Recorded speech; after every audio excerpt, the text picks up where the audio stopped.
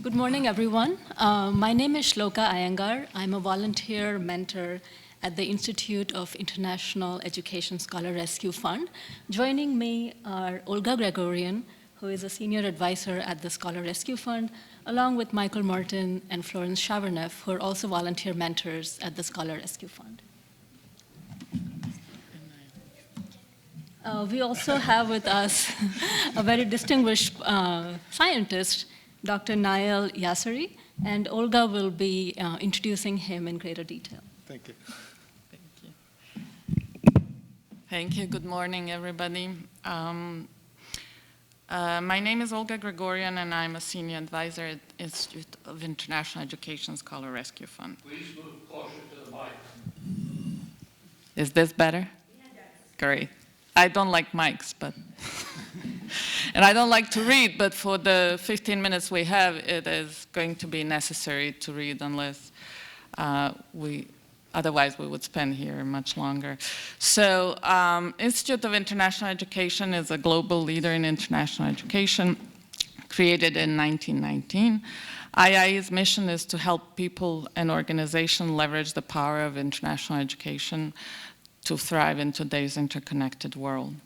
IIE, since its creation, had Scholar Rescue at its core, from Russia Student Fund that was created in 1921 to the Emergency Committee in Aid of Displaced German, later named foreign scholars in the 30s, to rescue scholars from Spanish Civil War and a South African educational program. Finally, Scholar Rescue Fund was established as a program in 2002, and since IIE-SRF has assisted over 830 scholars from 59 countries, placing them in more than 400 host partners in 46 countries around the world.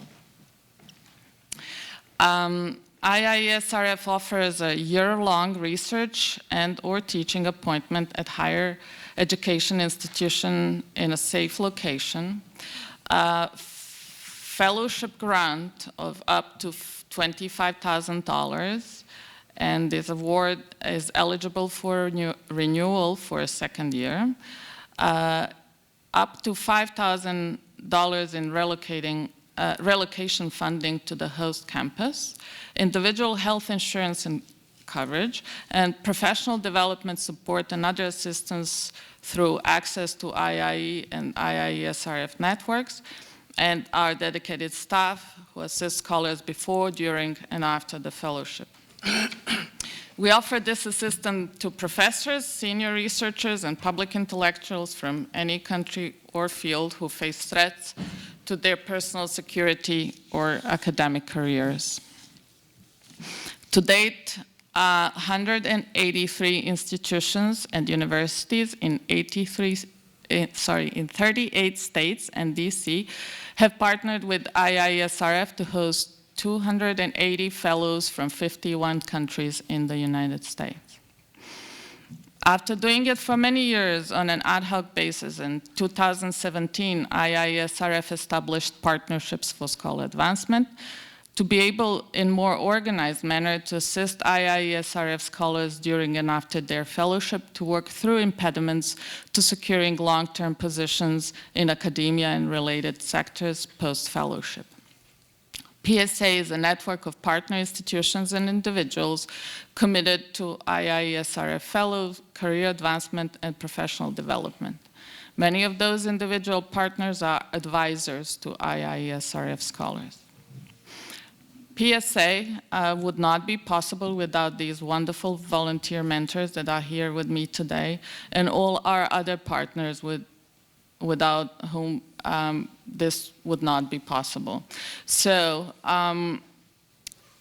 I do ask you to, if you can get involved, if you are able to host a fellow on your campus or refer an applicant, or join IIE-SRF Partnerships for Scholar Advancement, or become an advisor to a fellow, please reach out to me. My contact is up on the screen, and if you have any questions or ideas, please do not hesitate to reach out to me. My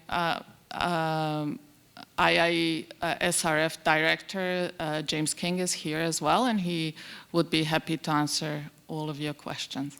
Now it's my honor to let the floor to our alumnus, Dr. Nael Yasri. Dr. Yasri is Associate Professor in Chemistry at University of Aleppo in Syria. Currently, he is a Research Associate at CFREF, Department of Chemical and Petroleum Engineering, University of Calgary in Canada.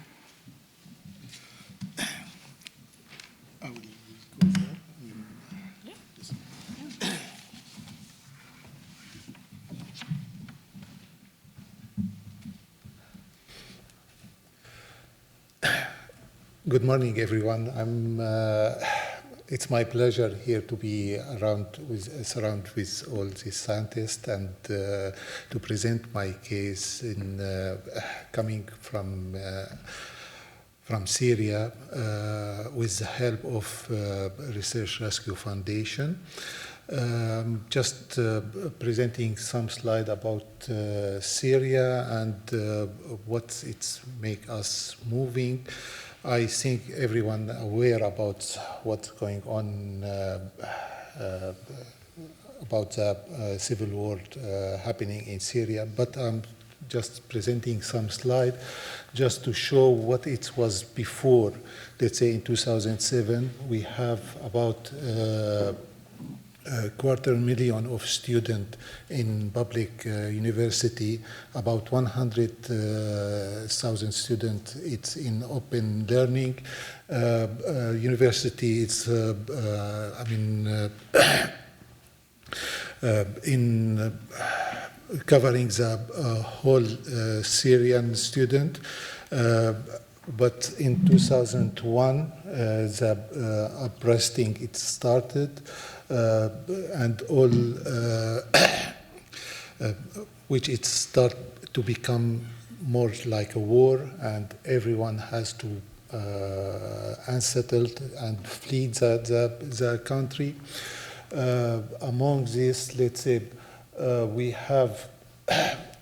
I will, just mention about. Student about studying in Syria. It was about no cost. Let's say literacy. It's about 90%. It was whole established country, but after this, unrest, about 5,000. School, it was completely destroyed, and each family, it's, let's say, from each 5, it's one. It has to be, has to move or to go out of the country or be hurt or be. It's, if you look at the surrounding country of Syria. It's about more than 8 million, or number is saying 11 million. It's displaced. Among these displaced people, it's about there is scientists, there is researchers, there is teachers, there is professional.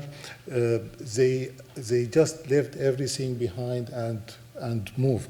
With the help of organizations like Research Rescue Foundation and Research at Risk, and we get connected to outside. Otherwise, when I was in Syria sending about 100 of email, no one has answered to my email. So without the help of organization like Research Rescue Foundation, which it was released for me when I received first email from James King, saying, first email, I thought it's junk email first. I was like, okay, there is release. I can go out now. I can move now from Syria with my family, with my kids. He get me connected with Wisconsin University, which they are doing similar research what I was doing back home in Syria about in my area about electrochemistry. So we start the new research with them. But I summarize, the point which we are facing here in some bullet point, which is, if I need to explain each point of this, it will take some time, but we have, limited 6 minutes. I think I'm already around this. The point I need just to raise, when we moved, we spent all our life working in science, working in research, teaching students.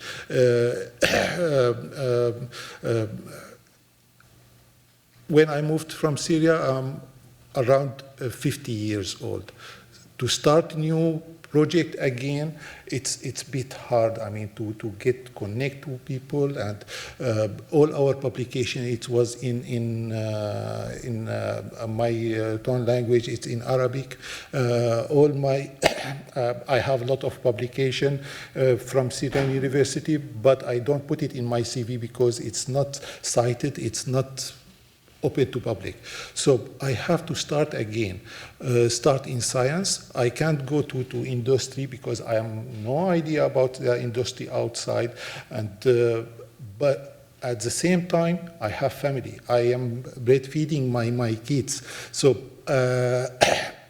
the thing what I have done with Research Rescue Foundation, they established this link. They established this bridging between somewhere in Middle East to somewhere in United States.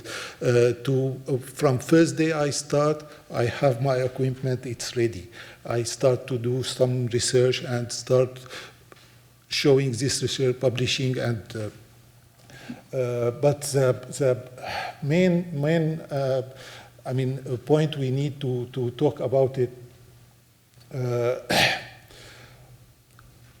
that we starting with when we are 50 years. Okay, so starting again, putting everything behind and started again. Many of my colleagues, I'm still in contact with them, say, if you will have opportunity to come to United States or Canada or outside, they will say, no, I will not move. I will send my kids, but me, I will not move to start this. I prefer to stay at risk, I will stay in danger, but to start again, knocking doors, sending CV, writing CV. I have never wrote CV when I was in Syria. To write CV and send it to researcher to say, can you please accept my work with you, or to start work with you, and receiving no answer. It was a little bit how to say, it was big problem for us. So this is what I'm saying. Some of my colleagues, I still in contact with them, they will prefer to stay in Syria. Okay? So building these bridges was very important for us, and I was very appreciated from all the colleagues in Research Rescue Foundation, and to build bridge alone, it was not enough. I was also followed up by PSA with its advisor. One advisor in United States was his name Muhammad Zamani. It's professor. It's in Texas University. Boston University. It was always in contact with me, asking if I need any, let's say, help in writing proposal, writing CV, sending, get advice to where to send my application. If this application from his point of view, because he know me exactly, he know my CV, if it will be successful or not. With his help, I was in London, Ontario. I moved to Calgary. I get contract for 2 years, and now starting another contract with the help of with PSA. With the help with Research Rescue Foundation, from day I start, I have 14 publications, 1 patent, 1 book chapter. Just 2 days ago, I have 1 other publication accepted. And it's all in good journal. With your help, thank you. It's not for me only. It's for my kids, because my kids also, I have triplet. They started new life here. Okay? I can't explain everything. I was talking with James in our way. If each single point of this will take hours. So to explain and but anyway, I mean, really appreciate the all help and keep supporting the scientists in exile. I'll leave the floor now to, thank you.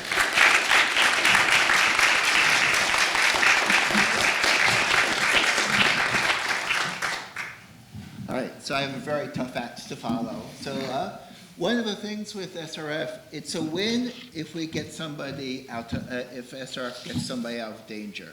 It's an even bigger win if we put them in a position to successfully resume their scientific careers while they are safe. And we're trying to create more success stories like Nael through things like advising networks. And we had to take a more serious look at what the obstacles were. And one of the great things about IIE is they've been in this business for 100 years, which means we were in a position to look back at what the work had been done with the Emergency Committee in the Aid of Displaced Foreign Scholars, which left behind a pretty massive report when they were done. And one of the biggest problem we had was breaking the Einstein myth. Einstein was able to leave Germany fairly easily and then choose between a position at Caltech or a position at Princeton. It turned out that didn't work very well for many other German scholars leaving. And even some people with Nobel Prizes, such as James Franck or Thomas Mann, or somebody like Gödel, who basically redefined mathematics in the 20th century, needed help moving from Germany or Austria to the West and resuming their careers. The other thing we learned when looking through the reports was that there were many, many cultural issues about adjusting to American universities and American research environments. And so just the quote that we have here is from the performance evaluation of a dean looking back at one of the scholars. I'm not even going to try to read it, but you can just sit there and see all the cultural adaptations that she had to go through, all the concerns about what was happening and about what was happening in her home country. And in spite of this, she still succeeded. And so jumping to the current situation, we've actually tried to look a little more systematically at the challenges that scholars face when moving over. So I divided them into what I'll call bench challenges, classic lab challenges, and some away from the bench. So a typical scholar is somebody who did a PhD in Europe or North America and readjusted for 10 years to work in their home country. That means that they took the research topics that made sense for their home country and not necessarily in terms of Western science. It means that they might be attached to study subjects, for instance, studying a species as indigenous to their home country. and or archaeological site and have lost that permanently. They're learning new tools. They're having to learn new tools to take advantage of what's available. They often have to relearn scientific publication after publishing in Syrian journals for 10 years. And even if they publish during their PhD, that's a landscape that's completely changed in the West in the past 10 years. And the skill set's adjusting because they're often moving from being a principal investigator to actually being in a much more hands-on role. Add to that all of the challenges I put as away from the bench. These are people who have families now. The visa situation both affects their ability to find positions and to present at conferences and interact with the scientific community. And finally, they're being pulled into a much more brutal scientific job market and having to deal with all the personal challenges of relocation. So I'll turn it over to Florence for discussion about next steps. Thank you. So I wanted to tell you a little bit more about the Partnerships for Scholar Advancement that was launched, that Oke mentioned, and that now benefit. Here. What? Low. Closer. Okay, I don't think it's working. This one's working. Okay, sorry. I wanted to tell you a little bit more about the Partnerships for Scholar Advancement that was launched in 2017 to help scholars like Nael. And so it aims to do so through partnerships, like its name indicates. And so both institutional partners that PSA launched, and so from the corporate sector, like Coursera, which allows to provide free online courses to scholars, to partnerships with scientific societies that offer discounted memberships and attendance to conferences. So those are very useful for scholars displaced scholars looking to advance their career in their host country.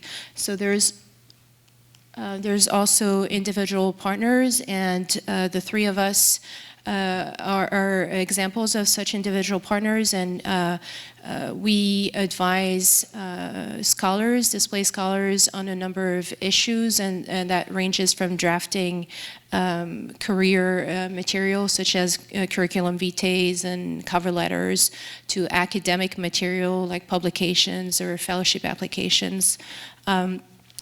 To providing advice on effective networking strategies or attending to conferences and so on. And so, so far, 120 IIE-SRF scholars have benefited in one way or another from this Partnerships for Scholar Advancement, and 55 scholars have been connected with an advisor like one of us, and so benefiting from such advice. And so I just wanted to go a little bit over how we could build a more effective advising network through SRF and through this Partnerships for Scholar Advancement.